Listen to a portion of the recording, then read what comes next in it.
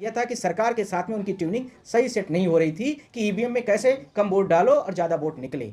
वो भारत देश की जनता जो ईवीएम को लेकर के वोट मांगना चाहती है, ईवीएम को लेकर के डिनाई करना चाहती है, उसको न माने कि ये नरेंद्र मोदी प्रधानमंत्री का कार्यकाल भी बढ़ा दें कि जब तक ये हमारा सिस्टम नहीं सेट हो रहा है, तो ईवीएम को लेकर के कम वोट डालो ज़्यादा वोट निकले, ये वाला मैटर में इनकी सेटिंग सही नहीं हो पाई। दोस्तों, अभी कल भारत देश में आप लोगों को पता है कि इलेक्शन कमीशन ऑफ इंडिया अब लगभग लग रहा है कि जो स्टेचुटरी बॉडीज है, 3 लोगों की बॉडी होनी चाहिए। 3 में से सिर्फ और सिर्फ अब एक इलेक्शन कमीशन ऑफ इंडिया का मेंबर बचा हुआ है। वह भी कब इस्तीफा दे देंगे, शायद बीजेपी को पहले से पता होगा और राष्ट्रपति के पास लेटर भी हो सकता है पहुंच गया होगा। हस्ताक्षर उसमें होने का टाइम बस जो है थोड़ा सा समय लग सकता है।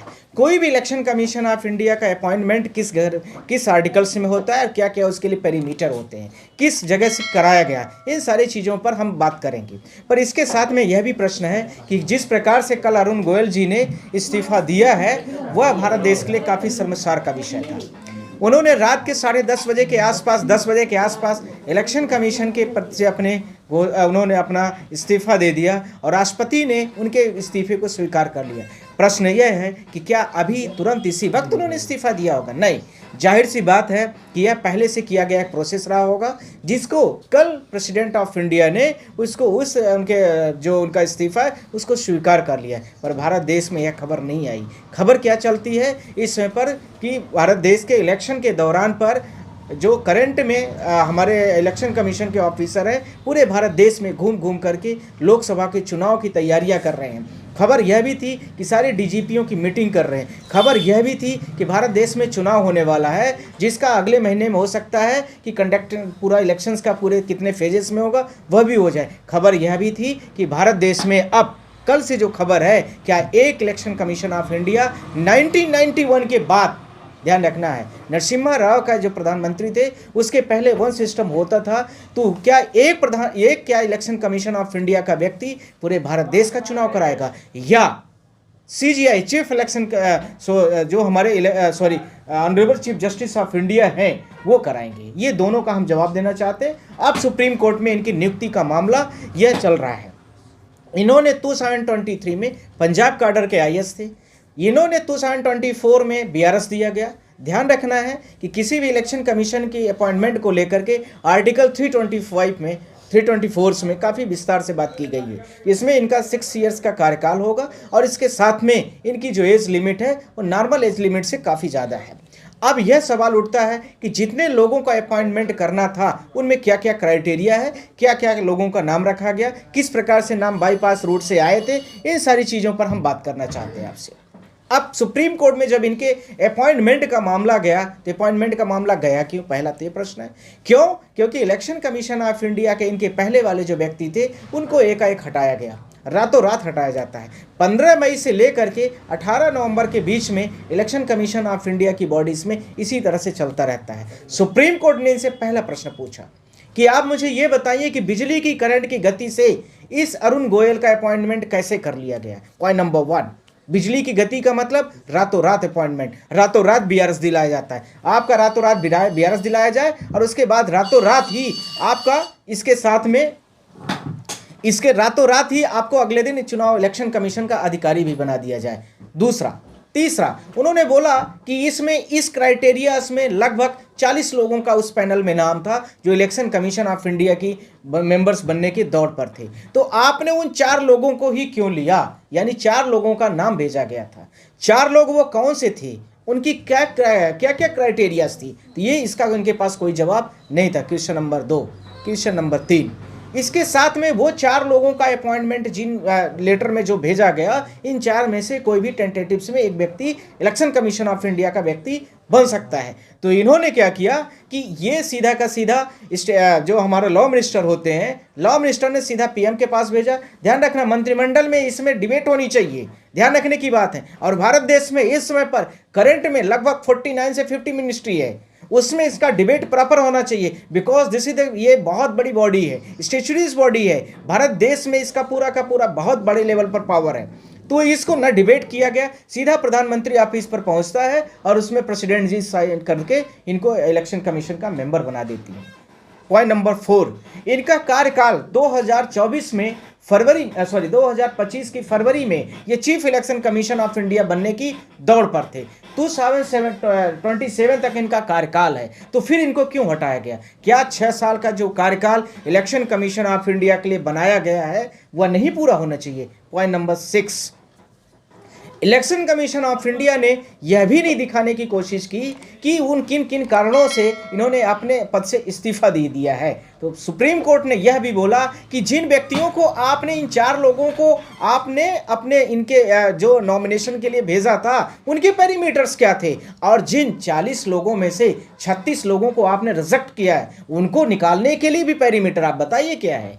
पॉइंट नंबर 7, इसके साथ में जो अटॉर्नी जनरल ऑफ इंडिया थे उस समय पर जो प्रेजेंट हुए, उनका जो आर्गूमेंट है वो आर्गूमेंट बिल्कुल ही मिसलेनियस था। वो बोले कि भारत देश की गोपनीयता मामला, ये मामला, वो मामला, पर वह कहीं से दिखता हुआ नजर नहीं आ रहा है। इसके साथ में सुप्रीम कोर्ट ने फिर से बोला कि कोई भी व्यक्ति, जितने 4 लोगों का आपने नाम दिया है, इनका किसी का भी 6 साल का कार्यकाल नहीं बचता है, जबकि बाकी लोग जो 40 में से 36 बचते हैं उनके 6 साल टेन्योर हो सकते हैं। यानी 6 साल टेन्योर जो इलेक्शन कमीशन के पोस्ट के लिए होना चाहिए वो इनमें किसी में भी नहीं है। जो 4 लोगों के पैनल में आपने नाम भेजा है वो कितने हैं? वो इनका नाम बीच में ही तो इनका टाइम ओवर हो रहा है, यानी उनका टाइम खत्म हो जाएगा। 1 साल, 2 साल, 6 महीने, तो आपको इस प्रकार का इलेक्शन कमीशन चाहिए। फिर अगला क्वेश्चन, जब अरुण गोयल का कार्यकाल 2027 तक बचता है तो फिर आपने इनको फिर एकाएक इस्तीफा देने के लिए क्या मजबूर कर दिया? तो क्या अपॉइंटमेंट गड़बड़ था, या फिर आपने अपने मनमानी तरीके से इनसे काम कराना चाह रहे थे, वो सही आपकी उनके साथ में सेटिंग या ट्यूनिंग नहीं बैठी, या इलेक्टोरल बॉन्ड में वो भी फंसते हुए नजर आ रहे थे तो वह अपने पद से इस्तीफा देना उचित समझा? अगला, ये इसका सब पार्ट था, ध्यान रखना। अगला इसमें क्वेश्चन बताया गया,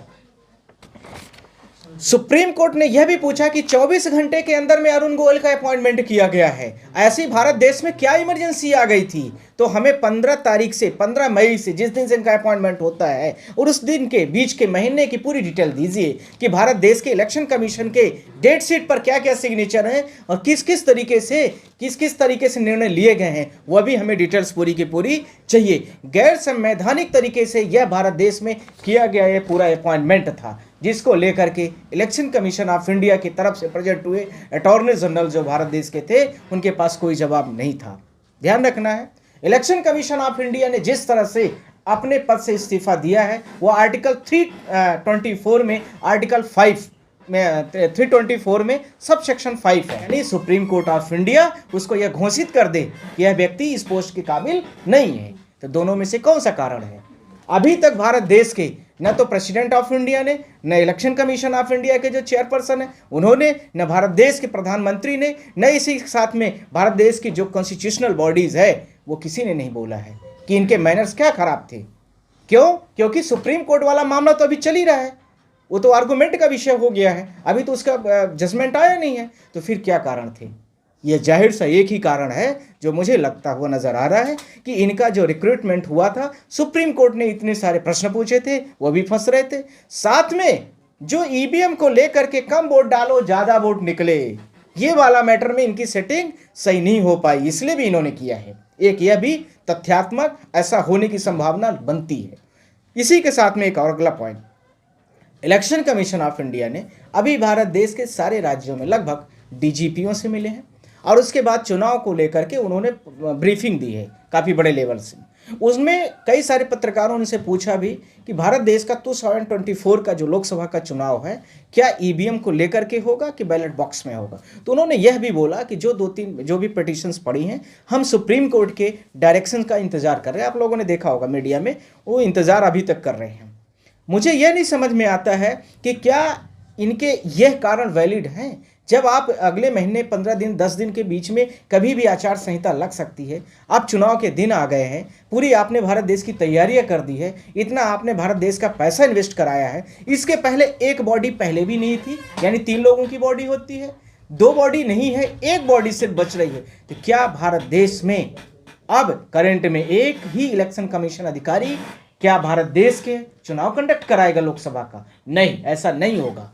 जब तक तीनों बॉडी नहीं बैठ जाती है, स्टैट्यूटरी बॉडी जब तक तीनों नहीं हो सकती है, तो कोई भी जजमेंट नहीं दे सकते हैं, वो कोई भी ऑर्डर नहीं पास कर सकते। तो होगा क्या फिर सुप्रीम कोर्ट ऑफ इंडिया अपने अंडर में करके इलेक्शंस 2024 यदि ये अगली बॉडीज को नहीं मेंटेन कर पाते हैं, नहीं बना पाते हैं, तो सुप्रीम कोर्ट ऑफ इंडिया इस पूरी चुनाव के जो प्रोसेस है 2024 के लोकसभा का, उसको करेगी। अब वो क्यों करेगी, उसको लेकर के हम लोगों ने पूरा कल ही प्लान बना लिया है कि इनका जैसे यदि ये कुछ करते हैं, या आइदर ये भी एक ऑप्शन है कि ये नरेंद्र मोदी प्रधानमंत्री का कार्यकाल भी बढ़ा दें कि जब तक ये हमारा सिस्टम नहीं सेट हो रहा है तो आप 5 महीने 4 महीने का 6 महीने मैक्सिमम एक्सटेंड किया जा सकता है, तो उसमें ये ऐसा कुछ कर सकते हैं कि इसको बढ़ाया जाए इनका टेन्योर। तो दोनों संभावनाएं हैं, आइदर यानी 3 संभावनाएं बनी, सॉरी।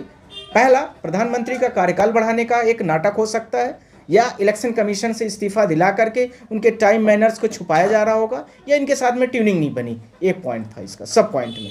दूसरा कारण, यदि ये नहीं होता है तो सुप्रीम कोर्ट ऑफ इंडिया, हम लोग जैसे जो भारत देश के वकील हैं, आप जैसे जो पत्रकार हैं, सब लोग रिक्वेस्ट करेंगे कि सुप्रीम कोर्ट ऑफ इंडिया अपनी मॉनिटरिंग में चुनाव कराएं। ठीक, पॉइंट नंबर, ये सेकंड ऑप्शन है। थर्ड ऑप्शन है, भारत सरकार जो 2 लोग नहीं हैं वो कौन से डमी कैंडिडेटों को फिर से ढूंढेगी।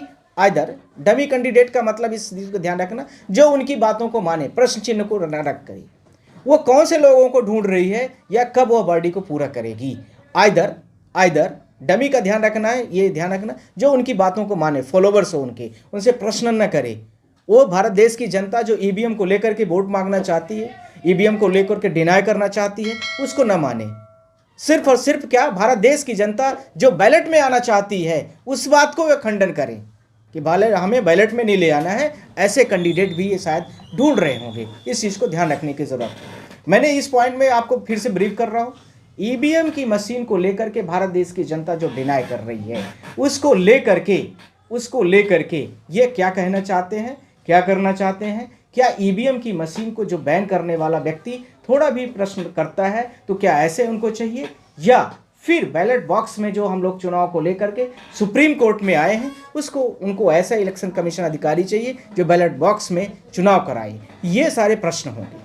पर यह ध्यान रखना है कि मैंने एक शब्द को बोल दिया है, उसको आप लोग थोड़ा करेक्ट कर लेना, क्योंकि मैं आपके माध्यम से बोल भी देता हूँ। ईवीएम जो बैन करे ऐसा अधिकारी चाहिए इनको, कि ईवीएम को चालू करे वो वाला अधिकारी चाहिए। जो अभी रिटायर्ड, जो जिन्होंने अभी इस्तीफा दिया है, ये ईवीएम को बैन करने वाले व्यक्तियों में से नहीं थे, ये ध्यान रखना। पर भारत देश की जनता उनके ऊपर इतना प्रश्न पूछ रही थी कि वो मजबूर और दबाव में थे।